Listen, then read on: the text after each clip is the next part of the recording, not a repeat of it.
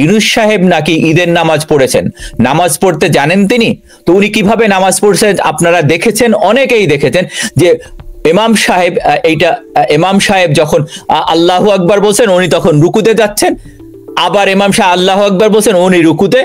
উনি কোথায় সুজুদ দিচ্ছেন, উনি কোথায় রুকু দিচ্ছেন, ইমাম সাহেবের সাথে কোঅর্ডিনেশন নাই। তরুণ বয়স থেকেই তিনি আমেরিকা, যেখানে পড়াশোনা সেখানে চাকরি, তিনি জিন্নার মতো, জিন্না যেমন ব্রিটেনে পড়াশোনা করেছেন, ব্রিটেনে চাকরি করেছেন, মদ আর শুয়োরের মাংসে অভ্যস্ত হয়েছেন। এটা সত্যি কথা যে জিন্না এরকমই ছিলেন, লেখাতে প্রচুর পাবেন। তেমনি ইনুসও মোহাম্মদ আলী জিন্না ওই একই পন্থায় পাকিস্তানের মসনদে গিয়েছিলেন, যে পন্থায় ইউনূস সাহেব হাঁটছেন। ওনাদের যে ডেটা আছে, আমি স্যাটারডে মার্চ 18, 2025 নীলিমা জাহান লিখেছেন ডেইলি স্টারে, একটা ইয়াতে আসছে, International Women's Day, the picture of violence against women in a গ্রেম।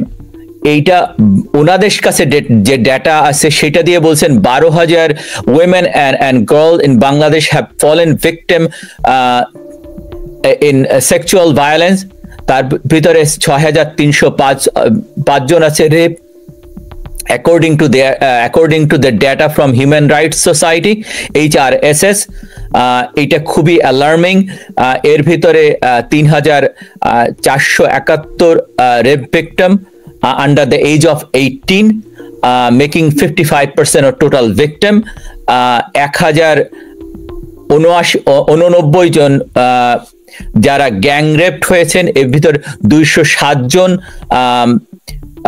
207 জনকে হত্যা করা হয়েছে, এবং এদের ভেতরে অনেকে আবার সুইসাইডও করেছে। এই হচ্ছে বাংলাদেশের বর্তমান অবস্থা। আমি মাঝে একটা পত্রিকায় দেখছিলাম যে প্রতি মাসে প্রায় 400-র মতো মানুষ খুন হচ্ছে, সেটা ছিল জানুয়ারির প্রতিবেদনে। তো এইটা যদি চলতে থাকে তাহলে এখন তো আর আগের মতন এই যে আপনার বাংলাদেশের থেকে আপনি যদি দেখেন 71-এ বঙ্গবন্ধু যখন বাংলাদেশের পক্ষে স্বাধীনতার ঘোষণা দেন, তখন এনবিসি থেকে ওইটা প্রতিবেদন প্রচার করা, এবং বাংলাদেশে যে 71 সালে গণহত্যা হয় অতটা দেখা যায়নি, কারণ অত ডিজিটাল যুগ ছিল না। এখন যুগের পরিবর্তন এসছে, যার জন্য এইগুলি সবই এখন মানুষের নখদর্পণে। আর এরা তো আপনার এটা ইউনূস সাহেবের মতো না। আপনাদের মনে থাকার কথা, 2-1 বছর আগের কথা, ইউনূস সাহেব নিউ ইয়র্ক টাইমসে একটা উনি প্রায় 100 জনের একটা সিগনেচার দিয়ে একটা যে ওনার পক্ষে বক্তব্য দিয়েছেন, তার জন্য ওনাকে পয়সা দিতে হয়েছে। এই যে প্রতিবেদন, এটার জন্য কেউ পয়সা বা কোনো কিছু দেয়নি। বা তুলসী গ্যাবার্ড যখন দিল্লিতে সাংবাদিকদের বললেন বাংলাদেশের অবস্থান সম্পর্কে, তখন তাকে আওয়ামী লীগ বা বিএনপি যে পয়সা দিয়ে বলেননি যে আপনি এটা বলান। আমেরিকার গোয়েন্দা সংস্থার প্রধান হচ্ছে তুলসী গ্যাবার্ড, তার কাছে সমস্ত তথ্যপত্র আছে। এবং কেন আপনি যে কথাটি বললেন যে জঙ্গিবাদ, কারণ হচ্ছে ঢাকা বিশ্ববিদ্যালয়ের মতো জায়গায় হিজবুত তাহরির এবং আল কায়দা মিছিল করেছে আল কায়দার ফ্ল্যাগ নিয়ে।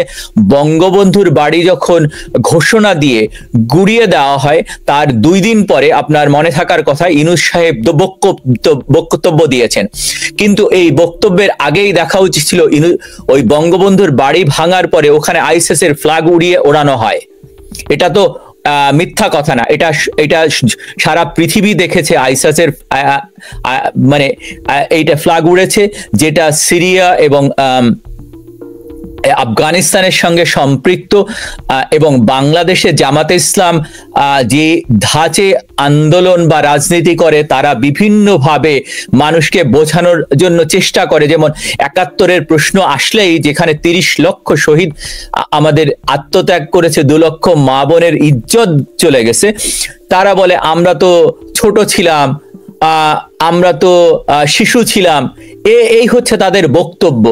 তাহলে তারা যে একটা ভুল করেছে, 1900 যখন ভারত বিভাগ হয় তখনও তার আগে জামাতে ইসলামের মওদুদি জামাতে ইসলাম পার্টি গঠন করে, এবং সেইটা ইসলামিক ব্রাদারহুড, যেটা টেররিস্ট অর্গানাইজেশন, তাদের সঙ্গে সম্পৃক্ত। সো এই যে সরকার পতনের পরে যে ভ্যাকুমটা আসে, এই ভ্যাকুমে এসে এদেরকে এদেরকে দেখা যায়, এবং ইউনূস সাহেব এবং তার সরকার এইটার সমর্থন দিয়ে যাচ্ছেন প্রকারান্তে। কারণ হচ্ছে যে আপনি যখন ঘোষণা দিয়ে বিভিন্ন আমাদের স্বাধীনতা বা মুক্তিযুদ্ধের স্থাপনা ভাঙা হচ্ছে, তখন উনি কিছুই বলছেন না, এবং সরকারি যে বুলডোজারগুলি যাচ্ছে সরকারি প্ররোচনায়, কিন্তু এইটা রক্ষার জন্য যে পদক্ষেপটা আগে নেওয়ার কথা ওই ব্যাপারগুলি উনি কথা বলছেন না, উনি বক্তব্যটা পরে দিচ্ছেন। উনি যদি সদিচ্ছাই ওনার এগুলো বন্ধ করার বা টেরোরিস্টদের বা ইসলামিক এক্সট্রিমিস্টদের ব্যাপারে ওনার যদি সদিচ্ছা থাকতো এইগুলির ব্যাপারে কথা বলবেন বা এইগুলির ব্যাপারে এই পদক্ষেপ নেবেন, তাহলে তো আগেই পদক্ষেপ নিতেন, তাহলে তো পরে কথা বলতেন না। না, কিন্তু আমি একটু আপনার কাছে কি মনে হয় যে একটা হচ্ছে আগে পদক্ষেপ নেননি, বুঝলাম যে আগে পদক্ষেপ নেননি, কিন্তু পরেও কি পদক্ষেপ নিয়েছেন? এই যে কয়েকদিন আগে ইসলামিক খেলাফতের দাবিতে যে বাইতুল মোকাররমের সামনে যখন প্রকাশ্যে মিছিল করলো রোজার মধ্যে, তখনও তাদেরকে ছত্রভঙ্গ করেছে কিছুক্ষণ পরে, কিন্তু তাদের কাউকে কি গ্রেফতার করা হয়েছে বা তাদেরকে কি কাউরে আইনের আওতায় আনা হয়েছে? সেটি কেন হয়নি? আপনার কি মনে হয়? এটা হয়নি কারণ আপনাকে একটু দেখতে হবে যে ইউনূস সাহেব এদের দ্বারাই চলছেন, ওনার যে সার্কেল, ইনার সার্কেলটা, এরা তাদের কথাই চলছেন। আপনার মনে থাকার কথা যে 5 তারিখের পরে সেনাবাহিনীর প্রধান ওয়াকারুজ্জামান উনি প্রথম এসে বললেন যে শেখ হাসিনা চলে গেছেন, তো ওনার কাছে পদত্যাগপত্র আছে। সেই পদত্যাগপত্র এখন পর্যন্ত উনি দেখাতে ব্যর্থ হয়েছেন, এবং উনি বলেছেন যে ওনার সঙ্গে জামাত ইসলামের আমিরের কথা হয়েছে। তখন বাংলাদেশের সংবিধান অনুযায়ী, বা সংবিধান তখন স্থগিত ঘোষণা করা হয়নি, তখন জামাত ইসলাম একটা বাংলাদেশের নিষিদ্ধ দল, সেইখানে একটা সেনাবাহিনীর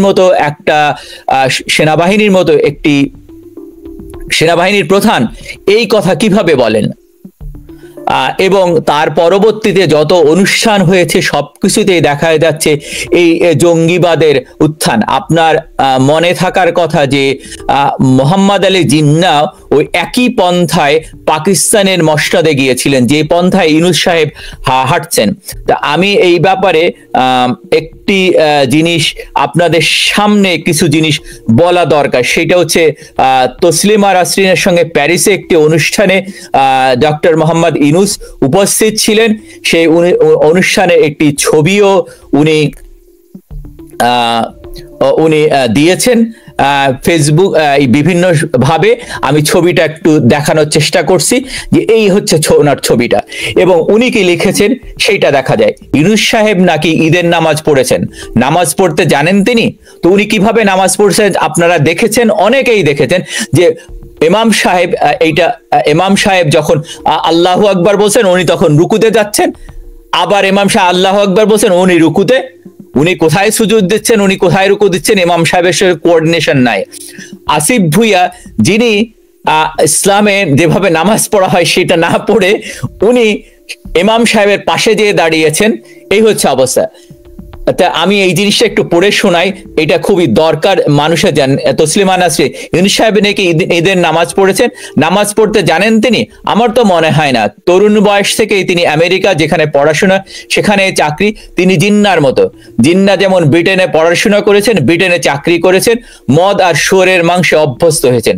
এটা সত্যি কথা যে জিন্না এরকমই ছিলেন, লেখাতে প্রচুর পাবেন।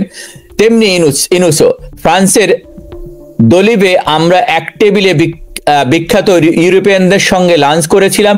তিনি তো সেই টেবিলে বসে সবার মতো ওয়াইন খেয়েছেন, শূকরের মাংস খেয়েছেন।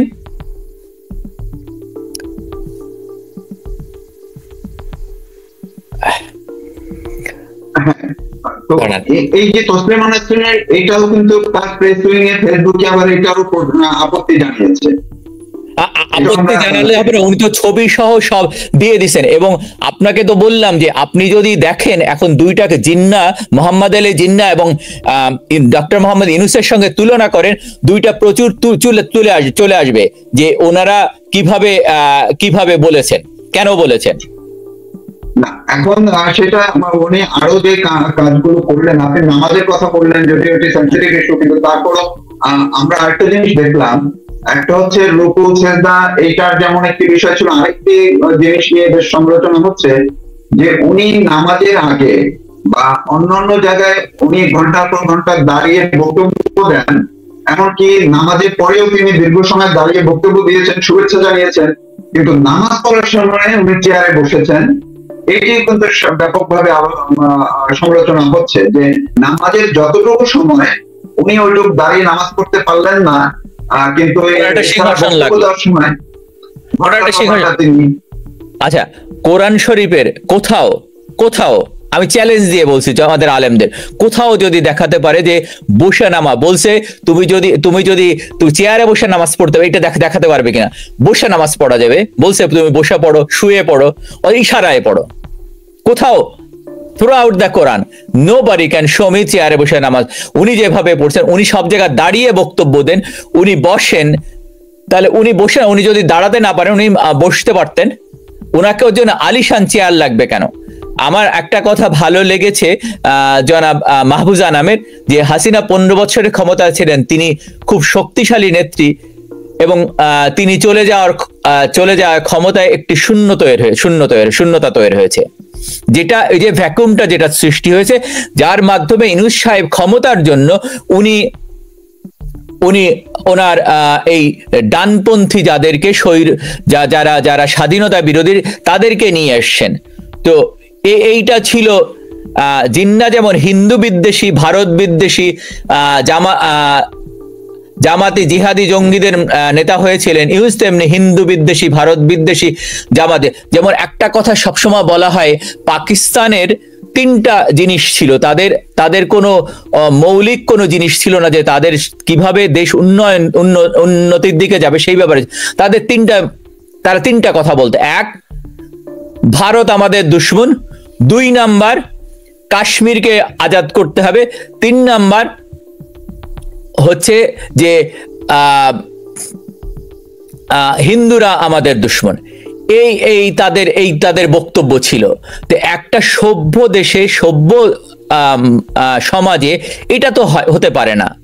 আপনি যদি দেখেন এইগুলি, তো ইউনূস সাহেব উনি বারবার একই কথা বলেন, এক কথা বলেন, কিন্তু উনি কোনো জিনিস স্বীকার করতে চান না।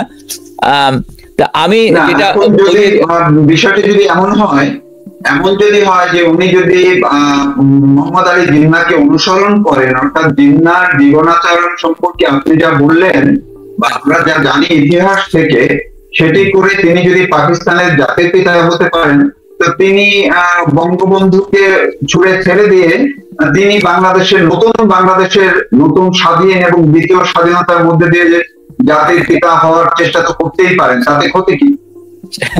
এখন একটা দেশ স্বাধীন একবারই হয়, এই স্বাধীনতা আপনি কার কাছ থেকে পেলেন? স্বাধীনতা তো বারবার আসে না। বাংলাদেশের স্বাধীনতা একবার এসছে, তাই না? সেইটা 1971 সালে। আপনি কোন দেশের সঙ্গে যুদ্ধ করলেন যে স্বাধীনতা আপনারা পেলেন? বারবার এই সরকার বলার চেষ্টা করে ফ্যাসিস্ট, এবং ফ্যাসিস্ট কারা? ফ্যাসিস্টের সংজ্ঞা কি? ফ্যাসিস্ট মানে এই যে বলায়, ফ্যাসিস্ট হলো চরম ডানপন্থী, কর্তৃত্ববাদী, একনায়কতান্ত্রিক, অতি জাতীয়তাবাদী মতাদর্শক, যেখানে স্বৈর শাসক সামরিক শক্তির বহিঃপ্রকাশ, বিরোধীদের দমন এবং ব্যক্তি স্বাধীনতার উপর রাষ্ট্রের নিয়ন্ত্রণ মুখ্য বিষয়। এটি গণতন্ত্র, সমাজতন্ত্র, উদারনীতি ও মানবাধিকারের বিরুদ্ধে অবস্থান নেয়। তা বর্তমান যে অবস্থা চলতেছে, সাংবাদিকরা আপনারা দেখেছেন যে বিভিন্ন ফোরামে কথা হয়েছে, এবং এর আগেও আমরা বলেছি যে আপনার মাইকেল রুবেনও একটা প্রেজেন্টেশন দিয়েছে, সেখানে বলেছেন যে 900 সাংবাদিক বিভিন্ন গ্রেপ্তার। এই যে সাংবাদিকদের কথা, এখন তাহলে স্বৈরচার কে? শেখ হাসিনা কি ডানপন্থী ছিলেন? অবশ্যই না। শেখ হাসিনা রাজনীতির জীবন শুরু হয়েছিল বামপন্থী ঘরানা দিয়ে, 1996 সালে প্রধানমন্ত্রী নির্বাচন হওয়ার পর ধীরে ধীরে লিবারাল বামপন্থী, 2008 সালের পরে নির্বাচন হতে ক্রমশ লিবারাল কাম ডান ঘেঁষা মধ্যপন্থী উনি অবস্থানে চলে যান। তাহলে এটা দিয়ে তো বোঝা যায় যে ওনার সঙ্গে তো জামাত বা হিজবুত তহরির বা খেলাফত বা অন্যদের যোগসাজ ছিল না। তার মানে বোঝা যায় যে এই যে ফ্যাসিজম বা ফ্যাসিস্ট, ইউনূস সাহেবই ফ্যাসিস্ট অ্যাকর্ডিং টু দ্য ফ্যাসিস্টদের ডেফিনেশনে।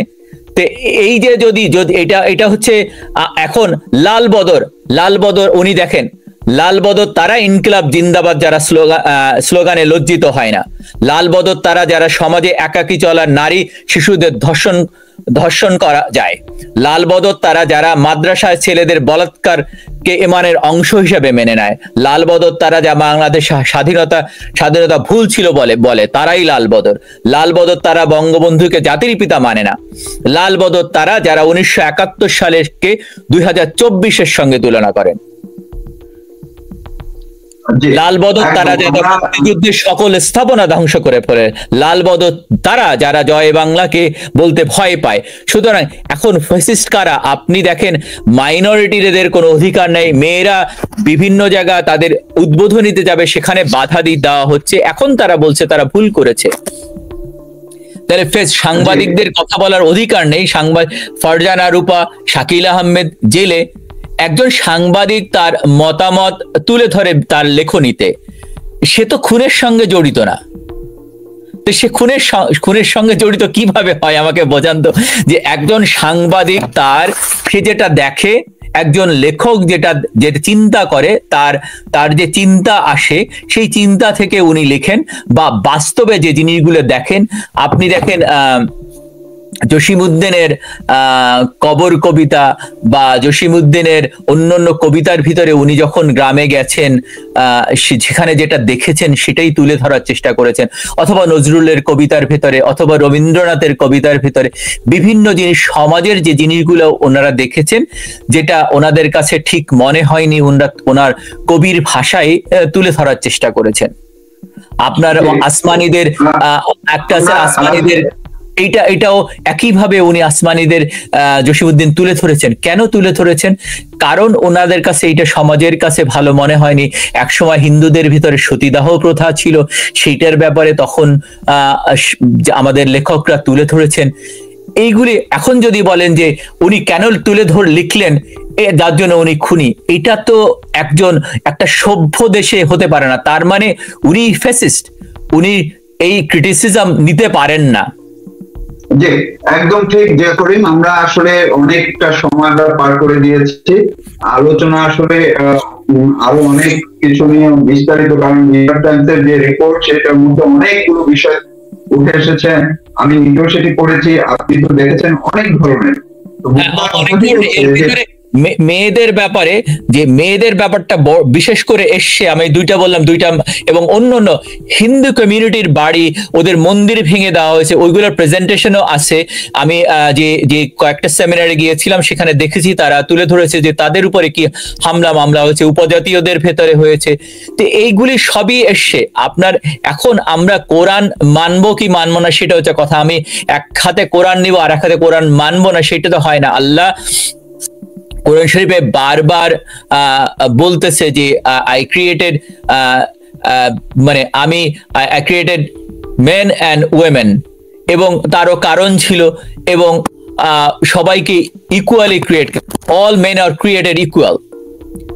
কিন্তু রেসপন্সিবিলিটির জায়গায় men has one degree of more responsibility than women, কিন্তু কোথাও বলা নেই তাদের পড়ালেখা করতে পারবে না। ডাউরি তো দেওয়ার কথা ছিল মেয়েদেরকে, অথচ উল্টা আমাদের সমাজ ব্যবস্থায় এইটা উল্টা হচ্ছে। আপনি জানেন যে শেখ হাসিনা সরকার থাকার সময় উনি মেয়েদের পড়াশোনার ব্যাপারে অনেক অগ্রাধিকার দিয়েছেন এবং সেইগুলোকে কন্টিনিউ করার চেষ্টা করেছেন। আপনি দেখেন আমাদের গার্মেন্টস সেক্টরে কারা চাকরি করে, আমাদের গার্মেন্টস সেক্টরে মেজরিটি পোর্শন হচ্ছে যে মহিলা। এই মেয়েরা, তাদের গার্মেন্টস সেক্টর শিল্প বন্ধ হয়ে যাচ্ছে এবং চাকরি হারাচ্ছে কারা? এই মেয়েরাই।